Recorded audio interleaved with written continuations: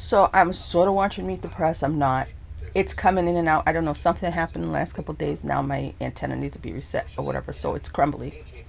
Um, Here's something I wanted to comment on about the school shooting. I've already said my comments about gun control and what my beliefs are. So I'm not going to talk about that. But here's what I don't understand. It's something I don't hear anybody talking about. And that's what I like to say is when I feel like I'm thinking of something that I haven't heard. Okay, so they had said on the nightly news or one of these programs, something I was watching yesterday, I believe. Um, put it back on because now I want to hear what they said. Um, they they're talking about the kids being a generation of children who I don't believe in background checks either. Anyways, the children are they called what I forgot how they worded it. Something generation. Like we were the MTV generation. Later on, we got called Gen X. What do they call them now?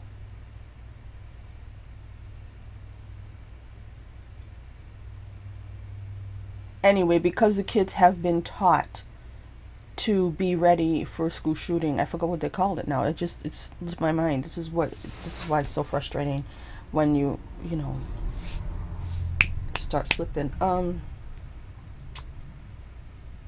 Anyway, the kids have been taught their whole lives how to be ready for, a school shooter, how to hide, where they're supposed to hide. And, one of the mothers put a picture of her kid standing on the toilet because if you get caught in the bathroom when there's a school shoot, that's what you're supposed to do. And there's this little girl standing on the toilet. And it's just like, and they're talking about how it's leading to way more depression in the children and all this stuff like that. And I'm saying to myself, okay, we have the school shooting that just happened in Texas. This young man was 18 years old. They've been doing the school shooting stuff for as long as he would have been in school. So at this point, if a teenager goes into school with a gun or whatever and decides to start attacking their fellow students or students in some other school, haven't they been trained their whole lives for this? Haven't they been trained their whole lives to know what exactly everybody else is going to do? So if this kid goes in with a rifle, doesn't he know where the kids are going to hide? Doesn't he know where the best place? I mean, so if you're teaching these kids, little kids, whatever age kids, their whole life about where the best places to hide are, what the defensive measures are, and then you have someone in this generation going in with a rifle or a gun or whatever to shoot students, he already knows. Just like when you watch a movie and the reason that the cops are having a hard time catching the terrorists or whatever, like I'm thinking of Speed, spoilers for Speed, is that the bad guy was a cop, so he knows what they're going to do. So now they have to outmaneuver him. This is what I'm saying. You have a kid who's been being trained his whole life where to hide. Like the little boy was saying, you hide near your cubby.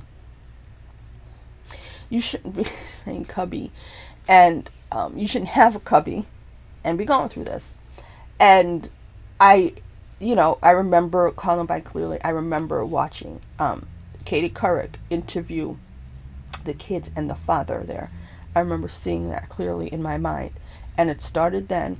And this whole thing, it's only all the attention to it. And when we got the Aurora shooter, and I said to myself, this kid wants to be famous. He wants to be like a new Charles Manson. That's what he's after. You know what I mean? So you have to understand that to some degree, the media attention, the media coverage, for me, they say your focus determines your reality. Something like that. You've heard of self-fulfilling prophecies. Things like that too. I mean, what you feed is going to grow. So if you have a fire and you keep putting wood on the fire, it's never going to go out.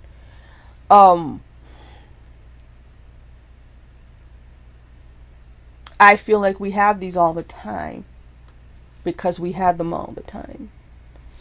You know what I mean? Like, if one person does a new kind of music, everybody's going to start doing that kind of music. If it makes money and it's successful and it gets attention and it gets fame. So, I'm not saying for the media not to cover it, but I'm saying this is happening because it happened. Because so many people aren't original. They're copycats.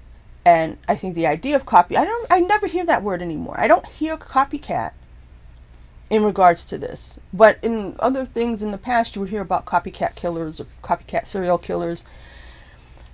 Why don't they talk about copycat mass shooters? Because clearly there's got to be some of that. And like I said, there's got to be the fame. And like I said, now you have kids who were trained what to do in these situations. Now they're the shooters. And you have to consider that. And if you're making kids think that that's what life is about, it's about school shootings and it's about being afraid. And you're teaching kids to be afraid all the time and to not just live happy childlike lives where they're innocent and play. And, you know, the worst thing that happens is they get picked last in gym. The kid that gets picked last in gym is probably going to be your school shooter now, because they know that that's the thing to do to wreck society. Look at the impact this kid's having. And the people who are talking about being shocked, again, I see the world through Twitter. I don't know a lot of people in real life. So I'm going based on not really exactly the media, but what's coming to me through screens, right? And anybody who says they're shocked about what just happened, I don't understand you. I don't know where your brain is. I don't know if every time a bad thing happens, you just flush it away. But shock, if you're shocked, there's something missing. There's some wisdom or there's something wrong. The people who are angry, I saw a lot of tweets from angry people who are angry that that happened again, or they're angry that something hasn't been done. Okay, anger I get. Not if you're shocked, no. Anger, yeah, because you should be pissed that it's happening again. You should be pissed that something hasn't been done. I don't know what you can do, because like I said, people have been brainwashed, especially the children, to think this is a thing. And that this is a thing that happens and this is a thing that can be done. And you know what I mean? It's clearly a way to get attention. It's clearly a way to make a statement. It's clearly a way to hurt people. It's clearly a way to do a lot of damage psychologically and emotionally, outside of the actual physical violence that's done. And that draws a lot of power. And Garmonbozia, and I'm not making a joke and making light when I say something like that. If you don't know what that is, the idea is, in Twin Peaks, they call it Garmonbozia. The idea is that there are evil forces, and the evil forces feed off of pain and suffering. And in the show, they call it Garmonbozia. So what I'm saying is this stuff, all this stuff, the way it affects the families, the way it affects the world, the way it goes out and it makes, you know, as it's repeated on television, like the way that the World Trade Center falling down was repeated on television, and the plane going in was repeated on television, that generates Garmonbozia, that generates this angst feelings, this fearful feelings. It generates more and more fear. It generates more and more anger and suffering and sadness in people who are just witnesses. They're just watching it. And that generates what evil would want to feed on. And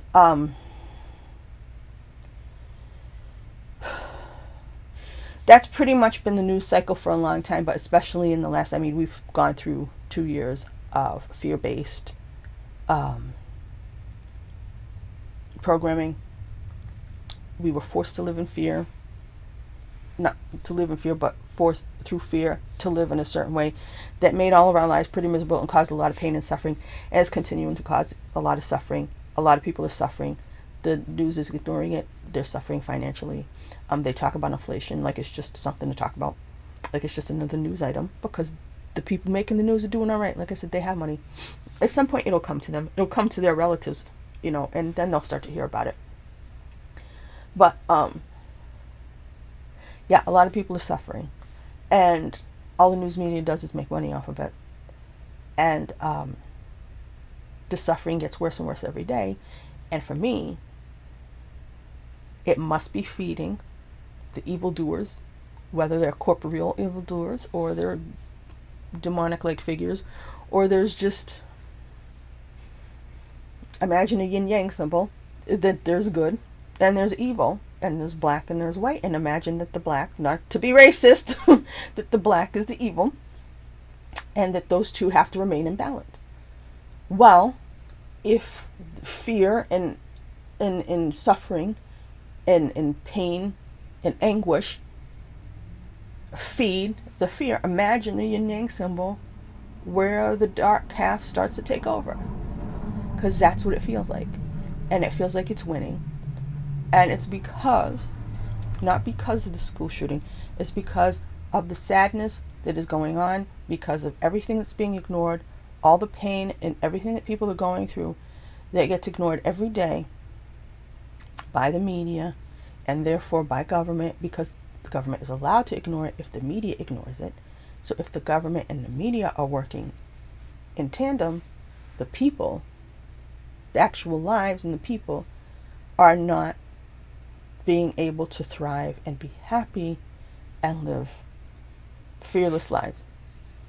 And it's the time we're in. It's an evil time. It's a time of evil, of fear-based evil and sadness and suffering, that the people who are going through it, it keeps getting worse exponentially, and the people who are creating it don't give a shit at all, because it doesn't touch them. One day it will.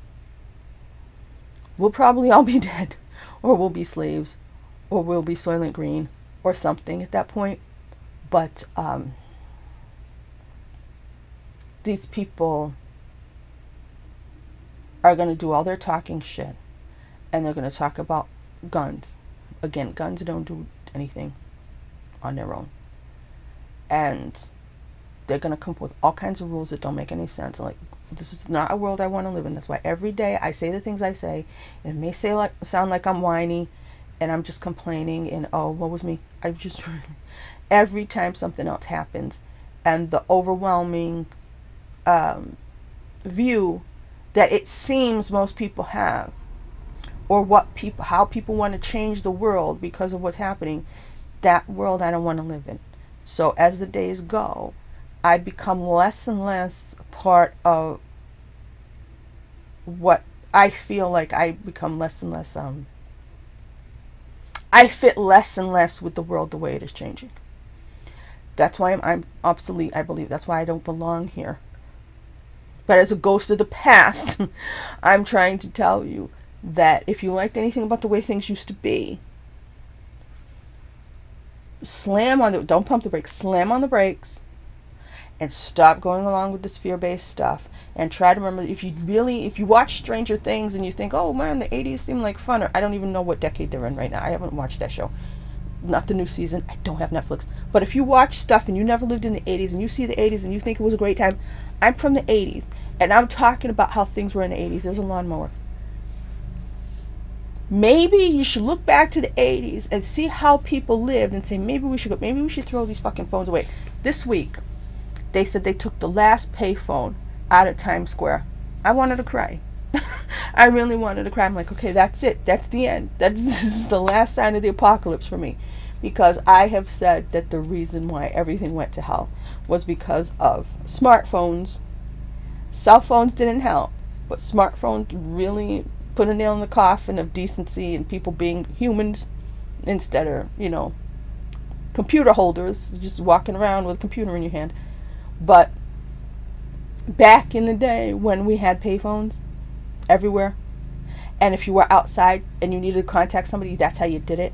And you had to wait till you get home, to maybe check your messages, or even before answering machines, where you just had to call back.